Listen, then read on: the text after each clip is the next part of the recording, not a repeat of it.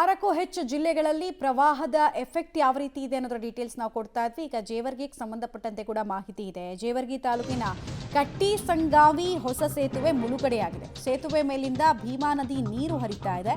ಸೇತುವೆ ವಾಹನ ಸವಾರರಿಗೆ ಬಳಸೋದಕ್ಕೆ ಸಾಧ್ಯ ಆಗ್ತಿಲ್ಲ. ತಾತ್ಕಾಲಿಕವಾಗಿ ಅಲ್ಲಿ ನಿಷೇಧವನ್ನು ಕೂಡ ಹೇರಲಾಗಿದೆ. ಕಲಬುರಗಿ ಜಿಲ್ಲೆಯ ಜೇವರ್ಗಿ ತಾಲೂಕಿನ ಕಟ್ಟಿ ಸಂಗಾವಿ ಸೇತುವೆ ಬೀದರ್ ಮತ್ತು ಶ್ರೀರಂಗಪಟ್ಟಣ ರಾಷ್ಟ್ರೀಯ ಹೆದ್ದಾರಿ ಸಂಚಾರವನ್ನು ಬಂದ್ ಮಾಡಲಾಗಿದೆ. ತಾತ್ಕಾಲಿಕವಾಗಿ ಸೇತುವೆ ಮುಳುಗಡೆ ಆಗಿರೋದ್ರಿಂದ ಕನೆಕ್ಟಿವಿಟಿಗೆ ತುಂಬಾ ಪ್ರಾಬ್ಲಮ್ ಆಗ್ತಿದೆ ಅಂತ ವಾಹನ ಸವಾರರು ಹೇಳಿಕೊಳ್ತಾ ಇದ್ದಾರೆ.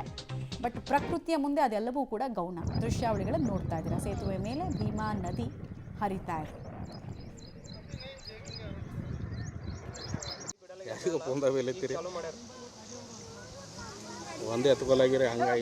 ಅಲ್ಲಲ್ಲೇ ಆ ಸೇತುವೆ ಎಂಟ್ರಿನಲ್ಲೇನೆ ಎಷ್ಟೊಂದು ವಾಹನಗಳು ನಿಂತಿರೋದನ್ನು ಗಮನಿಸ್ತಾ ಇದ್ದೀರಾ. ಒಮ್ಮೆ ನೀರಿನ ಫೋರ್ಸ್ ಕಡಿಮೆ ಆದರೆ ಹೋಗಬಹುದು ಅನ್ನೋ ಅಂದಾಜು ಅವರಿಗೆ. ಇನ್ನೊಂದು ಕಡೆಗೆ ಮೇಲ್ಭಾಗದಲ್ಲಿರುವಂತಹ ಸೇತುವೆ ಕೂಡ ಇನ್ನೂ ಹೀಗೆ ಇದೇ ಪ್ರಮಾಣದಲ್ಲಿ ನೀರು ಬಂದರೆ ಮುಳುಗುವಂತಹ ಆತಂಕ ಸೃಷ್ಟಿಯಾಗಿದೆ.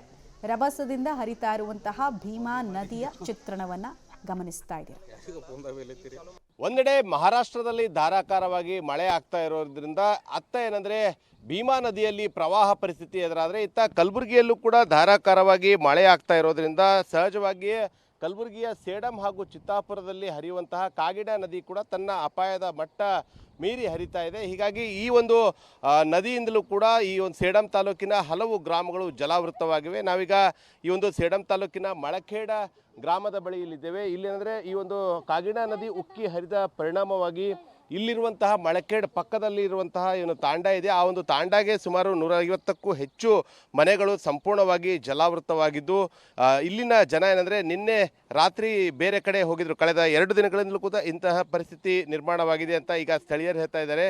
ಹೀಗಾಗಿ ಮನೆಯಲ್ಲಿರುವಂತಹ ಎಲ್ಲ ದವಸ ಧಾನ್ಯಗಳೆಲ್ಲವೂ ಕೂಡ ಈ ಒಂದು ಕಾಗಿಡ ನದಿಯ ನೀರು ಪಾಲಾಗಿದ್ದು, ಈಗ ಏನಂದರೆ ನೀರಿನ ಪ್ರಮಾಣ ಸ್ವಲ್ಪ ಕಡಿಮೆ ಆದ ಬಳಿಕ ಏನಂದರೆ ಎಲ್ಲ ಗ್ರಾಮಸ್ಥರು ಈಗ ಮನೆಗೆ ಬಂದು ಆ ಒಂದು ದವಸ ಧಾನ್ಯಗಳೆಲ್ಲ ಏನು ನೀರು ಪಾಲಾಗಿದ್ವು ಆ ಒಂದು ದವಸ ಧಾನ್ಯಗಳನ್ನು ತೆಗೆದುಕೊಂಡು ಈಗ ನೀರಿನಲ್ಲಿ ಏನು ಹೋಗಿತ್ತು ಆ ಎಲ್ಲ ದವಸ ಧಾನ್ಯಗಳನ್ನು ಈಗ ಒಂದು ಕಡೆ ಶೇಖರಣೆ ಮಾಡ್ತಾ ಇದ್ದಾರೆ. ಇನ್ನೊಂದು ಕಡೆ ಈ ಕಡೆ ಭಾಗದಲ್ಲೂ ಕೂಡ ನೀವು ನೋಡ್ತಾ ಇದ್ದೀರಾ, ಕಳೆದ 2 ದಿನಗಳಿಂದಲೂ ಕೂಡ ಈ ಒಂದು ಕಾಗಿಡ ನದಿ ಪ್ರವಾಹ ಹೆಚ್ಚಾದ ಹಿನ್ನೆಲೆಯಲ್ಲಿ ಇಲ್ಲಿ ಒಂದು ಸುಮಾರು 1 ತಿಂಗಳ ಕಂದಮನನ್ನು ತೆಗೆದುಕೊಂಡು ಮನೆಯ ಛಾವಣಿಯ ಮೇಲೆ ಒಂದು ಆಶ್ರಯ ಇವನ್ನು ಪಡೆದಿದ್ದಾರೆ ಇಲ್ಲಿನ ಸ್ಥಳೀಯರು. ಯಾಕಂದರೆ ಕಾಗಿಡ ನದಿ ಏಕಾಏಕಿಯಾಗಿ ಸಂಪೂರ್ಣವಾಗಿ ಉಕ್ಕಿ ಹರಿದ ಪರಿಣಾಮವಾಗಿ ಇಲ್ಲಿಂದ ಬೇರೆ ಕಡೆ ಹೋಗಲು ಆಗದೆ ಯಾರೂ ಕೂಡ ಇವರ ಸಹಾಯಕ್ಕೂ ಬಾರದ ಹಿನ್ನೆಲೆಯಲ್ಲಿ 1 ತಿಂಗಳ ಮಗುವನ್ನು ತೆಗೆದುಕೊಂಡು ಆ ಒಂದು ಛಾವಣಿಯ ಮೇಲೆ ಒಂದು ಹಾಲು ಕುಡಿಸುತ್ತಾ ಅವರು ಕೂಡ ಒಂದು ರೊಟ್ಟಿಯ ಒಂದು ಬುತ್ತಿಯನ್ನು ತೆಗೆದುಕೊಂಡು ಈ ಒಂದು ಮನೆಯ ಮೇಲ್ಗಡೆಯೇ ಒಂದು ಆಶ್ರಯವನ್ನು ಪಡೆದಿದ್ದಾರೆ. ಸೊ ಇದ್ರ ಬಗ್ಗೆ ಮಾತಾಡೋಕ್ಕೆ ಅವ್ರನ್ನ ಕೇಳಿಸ್ತೀನಿ.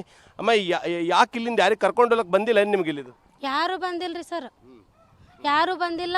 ರಾತ್ರಿಗೆ 1ಕ್ಕೆ ಹಂಗೆ ನೀರು ಬಂದವ್ರಿ. ನೀರು ಬಂದವ ಈ ಕಡೆ ಹೋಲಕ್ ಹಾದಿ ಇಲ್ಲ, ಆ ಕಡೆ ಹೋಲಕ್ ಭೀ ಹಾದಿ ಇಲ್ಲ.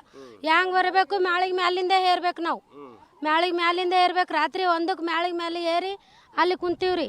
ಅಲ್ಲಿನೂ ನೀರು ಜಾಸ್ತಿ ಆಗ್ಯಾವ. ಟೊಂಕಕ್ಕೆ ನೀರು ಬಂದ ಮೇಲೆ ಆ ಕಡೆ ಲಾರ್ಯಾಗ ಹೋಗಿ ಕುಂತೀವ್ರಿ. ನೀರಿಲ್ಲ, 2 ದಿನ ಊಟ ಇಲ್ಲ, ಏನೂ ಇಲ್ರಿ. ಯಾರು ತಂದು ಕೊಟ್ಟಿಲ್ಲ.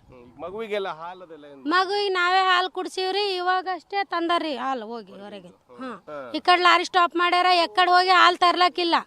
ಇವಾಗ ಮುಂಜಾನೆ ಹೋಗಿ ಹಾಲು ತಂದಾರ್ರಿ. ಯಾವ ರೀತಿ ಸಮಸ್ಯೆ ಆಗ್ಲತ್ತದ್ರಿ ಈಗ ನಿಮ್ಗೆ ಪ್ರತಿ ಬಾರಿ ನೀರು ಬಂದಾಗ ಸರ ಎಕ್ಕಡ್ ನಿಂತು ದಾರಿ ಇಲ್ರಿ. 2-3 ಮನೆಗೆ ಎಕ್ಕಡ್ ನಿಂತು ದಾರಿ ಇಲ್ಲ. ಮ್ಯಾಳಿಗೆ ಬಿಚ್ಚಬೇಕು, ಏರ್ಬೇಕು, ಹೋಗ್ಬೇಕ್ರಿ. ಅಷ್ಟೇ ರೀ. ವರ್ಷಿಗೆ ಇದೆ ರೀ. ಯಾವಾಗ ಇದೆ ರೀ ಸರ್.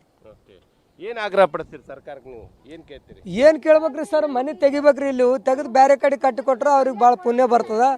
ಹೇಳಮ್ಮ, ಏನ್ ಸರ್ಕಾರದಿಂದ ಏನ್ ಪರಿಹಾರ ಬೇಕಂತೀರಿ ನೀವು? ಪರಿಹಾರ ಏನಿಲ್ರಿ. ನಮಗೆ ಮನೆಗಿಂದ ನೀರು ಬರಬಾರ್ದು, ಮ್ಯಾಗ ಕೊಡಲಕ್ರಿ. ಎಲ್ಲಾರ ಬೇರೆ ಕಡೆ ಶಿಫ್ಟ್ ಮಾಡಲಕ್ರಿ. ನಮ್ಮ ಮಕ್ಕಳು ಅವ್ರು ಎಲ್ಲ ನೀರು ಬಂದು ಎಲ್ಲ ಪಾರ್ಗಳು ಊಟ ಇಲ್ಲ, ಏನಿಲ್ಲ. 1ಕ್ಕೆ ರಾತ್ರಿ 1ಕ್ಕೆ ಬಂದಾದ್ರಿ ಎಕ್ಕಡೆ ಹೋಗ್ಬೇಕ್ರಿ ನಾವು. ರಾತ್ರಿ ನೀರು ಮನೆ ತುಂಬ ನೀರಾಗ್ಯಾವ. ಎಕ್ಕಡೆ ಹೋಗ್ಬೇಕಂತ ದಾರಿ ಇಲ್ಲ, ಏನಿಲ್ಲ. ಹೆಂಗೆ ಏರ್ಬಂದು ಒಂದು ಇದು ಹಾಕಿ ಮ್ಯಾಲಿಂದ ಏರ್ಸಿವ್ರಿ. ಮಕ್ಕಳಿಗೆ ಏರ್ಸಿ ನೀರಾಗ ನಾವು ಇಲ್ಲಿ ನೋಡ್ರಿ ಮೇಯಿ ತುಂಬ ತೋರಿಸ್ಕೊಂಡಿವ್ರಿ. ಎಲ್ಲ ಮೇಯಲ್ಲಿ ಇಲ್ಲಿಗೆ ಬಂದವ್ರಿ. ನೀರು ಹೋಗ್ಲಕ್ಕೆ ಬರ್ಲಕ್ಕ ಸೊ ಇದಿಷ್ಟು ಗ್ರಾಮಸ್ಥರ ಒಂದು ಅಳಲಾಗಿತ್ತು. ಪ್ರತಿ ಬಾರಿ ಕೂಡ ಕಾಗಿಣಾ ನದಿ ಉಕ್ಕಿ ಹರಿದ್ರೆ ಸಾಕು ಈ ಒಂದು ಮಳಖೇಡ್ ಪಕ್ಕದಲ್ಲಿರುವಂತಹ ಈ ಒಂದು ಏನು ತಾಂಡ ಇದೆ ಸಂಪೂರ್ಣವಾಗಿ ಇಲ್ಲಿರುವಂತಹ ಮನೆಗಳು ಮುಳುಗಡೆ ಆಗುತ್ತೆ. ಹೀಗಾಗಿ ಶಾಶ್ವತವಾಗಿ ಪರಿಹಾರ ಕಲ್ಪಿಸಿಕೊಡ್ಬೇಕು. ಈ ಒಂದು ನದಿ ದಡದಲ್ಲಿರುವಂತಹ ಮನೆಗಳನ್ನು ಬೇರೆಡೆ ಸ್ಥಳಾಂತರ ಮಾಡಬೇಕು ಮತ್ತು ಇವರಿಗೆ ತ್ವರಿತವಾಗಿ ಒಂದು ಕಾಳಜಿ ಕೇಂದ್ರವನ್ನು ತೆಗಿಬೇಕು ಅನ್ನೋದು ಇಲ್ಲಿನ ಸ್ಥಳೀಯರ ಒಂದು ಆಗ್ರಹವಾಗಿದೆ. ಕ್ಯಾಮರಾ ಪರ್ಸನ್ ಮನೀಶ್ ಜೊತೆಗೆ ಪ್ರವೀಣ್ ರೆಡ್ಡಿ, ಪಬ್ಲಿಕ್ ಟಿವಿ, ಕಲಬುರಗಿ.